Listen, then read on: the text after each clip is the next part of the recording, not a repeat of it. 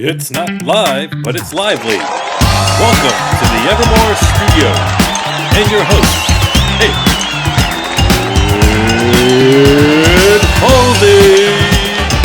Hello and welcome to Vendor Spotlight, bringing you the very best in insurance technology. Now, I've opted for a pink shirt today, though I'm not sure you can actually tell under this light, such as the brightness of them.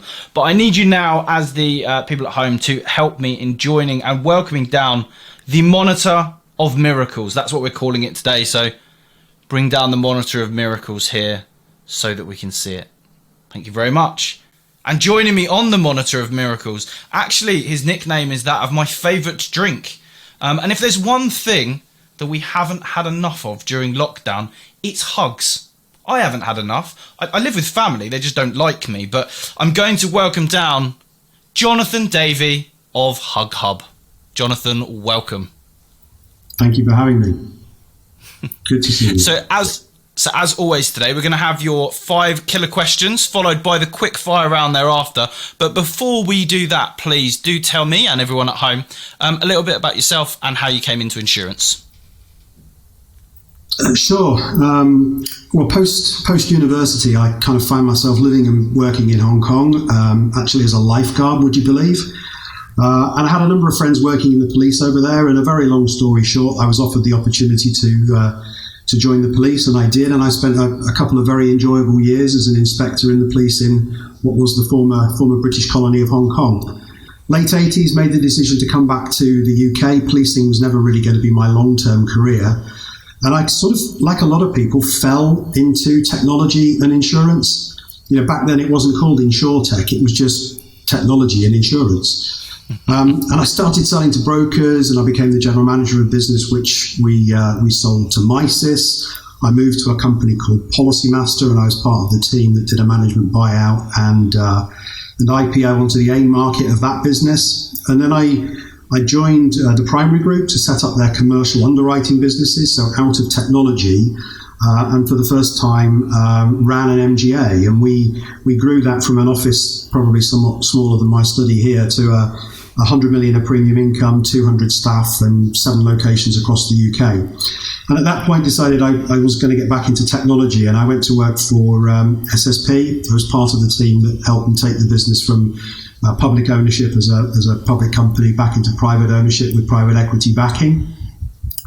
And I stayed there for 8 years in a variety of senior exec roles before actually meeting the guys that had originally thought of and conceived HUGHUB. And I kind of loved what the business was trying to achieve, loved what it was about, helped them put some papers together for shareholders. They liked what I was saying, and they asked me to come on board as CEO. And that was 5 years ago. Very, very potted history of Jonathan Davey. And I must admit, as soon as I heard you say that you used to be a lifeguard, I spent most of that singing the Baywatch theme tune in my head. So apologies for that. But yeah, the David Hasselhoff of InsurTech we'll go with. But are you ready for your 5 killer questions? As ready as I'll ever be. Go for it, Ed. Question 1. What do you do, and how does it help the insurance industry? Sure. So we've built a product which transforms customer engagement and customer interaction in insurance. And it's a seamless digital platform. It applies to insurance companies, to MGAs, to brokers, and it helps them present all of their products to all of their customers. And it delivers both online and offline policy servicing, selling, cross-selling, upselling, etc. So whether that's in a branch environment, in a call center environment, works across any insurance product and to any retailer of insurance. Perfect. Thank you very much. Question 2. What is the thing about your InsurTech offering of which you are most proud? Well, look, in our industry, and I have been in it a long while, as you can tell from my intro, we as an industry, we typically call our customers policyholders or potentially policy numbers. Or if you come from an underwriting or an actuarial background, you probably call them risks, which frankly is hardly the most customer-centric language with which to talk about our customers. So I think the thing I'm most proud of is the fact that we treat our customers, not as policyholders, but as customers. And we've created a framework where we're able to react and to hyper-personalize our engagement with those customers real time to really support them through a buying journey or a policy servicing journey. We make a real difference to those customers. And we often say that we've built the Amazon of buying insurance. We all buy products off Amazon. I know you do, Ed, because I've seen it in one of your previous videos. But we all buy products off Amazon. And we do so for very good reasons. The buying journey is slick, it's effective, efficient, reliable, consistent. It's all of those things. And I've even bought products off Amazon where they've recommended I might like to buy something. I didn't even know I wanted it, but I've bought stuff. And we're just trying to take that same kind of behavioral attitude to understanding customers and treating them as they deserve to be treated in an industry which is not renowned for customer centricity. So we're building the Amazon of buying insurance and looking after customers in that way. Well, that is the tagline for the episode, the Amazon of buying insurance. I like that a lot. And we've moved the questions around somewhat for series 2. So question 3, we're going to ask the dreaded interview question. As always, what's the biggest weakness in your offering right now? I guess historically, it was probably the fact that we didn't really have any, other than FNOR, we didn't really have a claims component to our proposition. And we've solved that actually by partnering with what I think is the best claims proposition in the market, and that's 360 Global Net. But if you're asking me for sort of something more real, and this is probably a common theme, I would guess, across a number of InsurTechs, and that's that as a growing InsurTech business, we probably lack a little bit of marketing firepower.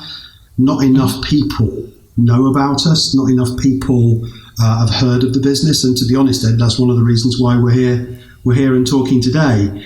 Every time we meet a potential customer and they see our technology, we do a demo, they really see the value. They understand it. They like it. We just need to make a louder noise. There's lots of legacy tech in the industry, and people generally find ours fascinating. So we need to get to more people. There's a lot of people out there talking about digital transformation and moving to digital. We as a business, we were born digital. We just need to shout about it a bit more. Absolutely. And question 4, what does your typical customer look like? Who are those people who haven't yet heard of you that you're hoping will have heard of you at the end of this? How can we help? Well, I mean, fundamentally, the solution has been designed, we just say, for all insurance retailers. And they could be brokers, MGAs, insurance companies. Increasingly, they could be retailers of other products that are never even, that insurance is a byproduct of what they do as their day job. So any retailer of insurance. Most of our successes has probably been with MGAs and personal and commercial lines insurance brokers. But certainly more recently, we've attracted the attention of a lot of the larger insurers. I think one of the reasons that that's the case is that, as I mentioned earlier, there's a lot of legacy technology out there. And one of the features of our platform is that it can be deployed across the top of a lot of those legacy solutions. So we can bring together disparate policy admin, CRM, and other kinds of data sources rather than expecting people to throw the baby out with the bathwater. So we've got this kind of integration capability which allows us to glue together lots of different and disparate stuff.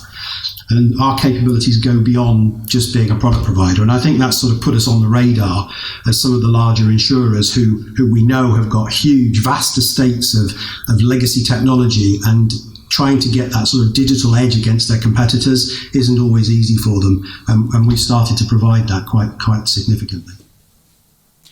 Excellent. And the final one of your 5 killer questions. And what's the greatest success story that you've had so far as a business? I mean, of course, there's loads, but I think to be topical and talk about, surviving a global pandemic and actually going from strength to strength and to give you an example, to take a customer or a prospective customer from an initial meeting through demo, through scoping, through into contract negotiation, discussion, finalization, right the way through the sale and into discovery and then delivery of a project, all never having even met them physically. Digital technology enabling the delivery of digital technology. Yeah, I think that's a pretty big success story, how we've been able to take advantage of modern technologies to deliver digital platforms to new prospective customers. Excellent. Well, thank you very much. Well, you'll be pleased to know that's the hopefully the stressful part over. Now it's just the fun questions that we've got to go. So, are you ready for those? Yes, with bated breath. Good. So here is our quick fire round. Question 1. What would be your spirit animal? My spirit animal? I think the only thing that comes to mind when you say spirit animal is Scotch. I don't think that was a question really ideally focused for me. Well, I think it might have been because we alluded to it earlier. I said your nickname was my favourite drink, which is JD. Indeed. So, absolutely. Spirit animal indeed. Question number 2. Greatest sports person to ever live? Gosh. Stephen Redgrave. Sir Stephen Redgrave. I think what he managed to do against the backdrop of injury and illness, I think, was nothing short of astonishing. Absolutely. Question number 3. What's the best bit of business advice you've ever been given? This is kind of an easy one for me, and it'll probably be boring anybody that's actually worked with me or for me in the past, because I've used this so many times, and that is that you will never succeed beyond your wildest expectations unless you start with some wild expectations. Now, I've been very lucky in my career a number of times, but I've always had pretty wild expectations, and that mantra has really worked for me. I like that one. I'm going to keep that one. I'm going to use it. What are my wild expectations? I'm not sure yet. I'm going to have a think about those. Question number 4. Just literally not going to drop it. Going to ask everyone who comes on. I've got party poppers ready for that fateful day. InsurTech with or without an E? Obviously, without. Unequivocally. I'm not going to be your first person to party popper up. InsurTech, no E, sorry. I got so excited.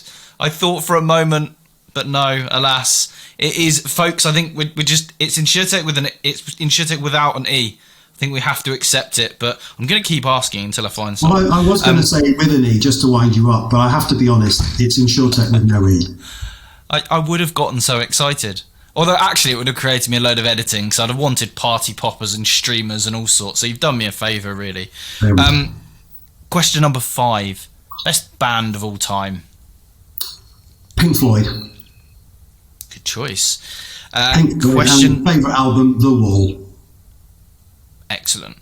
Question number 6. Who do you think would play you in the story of your life, or who would you like to play you, more to the point?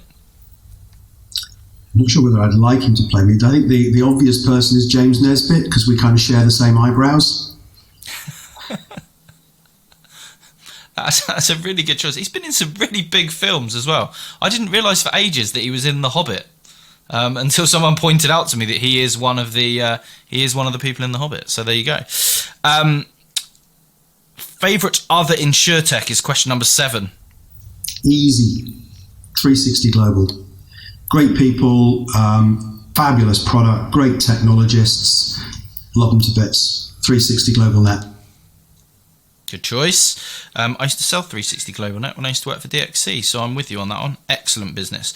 Number 8, dream holiday destination. Every year for the last few years we've been to Mexico, but obviously not last year and probably not this year. Mexico. I love Mexico. Wonderful people, great climate. Mexico. It's one of the places that we were set to go, and then the pandemic hit, so yeah, we still haven't managed to get there yet. Question number 9. If you could have any 3 guests to a dinner party, living or dead, who would they be? There are loads that you'd want. I think my first guest would be the man that's probably widely acclaimed as inventing the World Wide Web, Sir Tim Berners-Lee. I think it would be fascinating to have a conversation with him about what his perception of what the internet would be when he first came up with the idea and what it has now become. And I'd love to have that conversation. I think my second guest might be a bit controversial, this one, I don't know, Winston Churchill. And I say that because, I'm very fortunate to have met and had lunch or dinner with a couple of former prime ministers. And whatever your politics and whatever your preconceived ideas, the insight and the vision that people who've got to that top job have, and I'm not making no judgments on Bojo, They really are quite, insightful people, and you get their brightness and their intelligence when they come into a room. So I'd love to have been at a dinner table with Winston Churchill and heard his take on global politics, as was in his era. And the third guest, I'd have my brother. We were unfortunate enough to lose my brother when I was 2 and he was 3. So I would love to find out what kind of a man he would have become. What a lovely answer. What a lovely answer. I like that one. And question number 10. If you could trade lives with anyone for the day, who would it be? And why? I said earlier that we're building the Amazon of buying insurance, so why shouldn't I trade lives for the day with Jeff Bezos? Not just for his fantastic wealth, although that would be quite useful. I think it would be interesting to see how you could spend some of it. So yeah, I'll be Jeff Bezos for the day, and I'll spend large. Good choice. Well, that is, I'm afraid, that is it from your 10 questions. It has been an absolute whistle stop, but thank you ever so much for answering so honestly. If this was the kind of content you enjoy, if you enjoyed the answers there, if you enjoyed the show, then please smash that like button. Please subscribe. Please, more importantly, get some long form comments below. I want 50 words, 100 words to get this shared out and make sure that as many people as possible can see it. I'm stumbling over my words. But hopefully that will work for you. And in the meantime, please share with your boss. Share with your grocer. Share with that woman you keep getting notifications from who seems to be hosting 15 clubhouses every day. How is she doing any work? I've absolutely no idea. But for now, it is goodbye from Jonathan at HUGHUB. Thank you, Ed. Been a pleasure. And it is goodbye from me.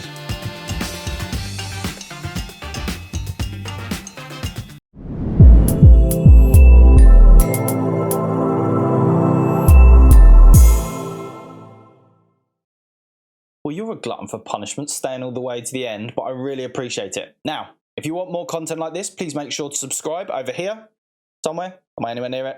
Not sure. Or watch one of the extra videos up here. Peace! Pretty gangster. Yeah, I'll be on that TikTok soon. Definitely.